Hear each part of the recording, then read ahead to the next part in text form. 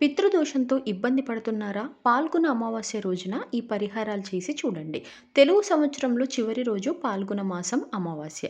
ఈ ఏడాది మార్చి 29వ తేదీన వచ్చింది. ప్రతి నెల కృష్ణపక్ష చివరి రోజున అమావాస్య తిథి.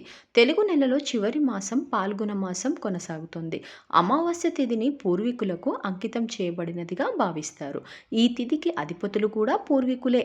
పాల్గొన అమావాస్య రోజున ఉదయమే పవిత్ర నదిలో స్నానం చేసి మీ పూర్వీకులను తలుచుకుంటూ ప్రార్థనలు చేయండి. అలాగే పూర్వీకుల పేరిట పేదలకు ఆపన్నులకు ఆహారం అందించండి.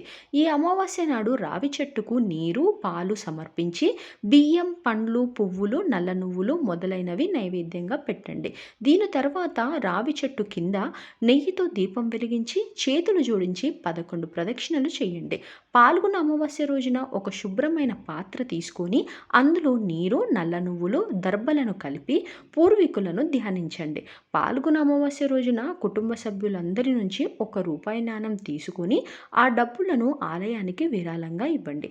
పాల్గొన అమావాస్య రోజున ఆవు పేడతో చేసిన పిడకల మీద కాల్చి దానిపై పాలతో చేసిన పాయసాన్ని తయారు చేసి పూర్వీకులను ధ్యానించి నైవేద్యంగా సమర్పించండి. వీడియో నచ్చితే లైక్ షేర్ అండ్ సబ్స్క్రైబ్ చేయొచ్చు కదా.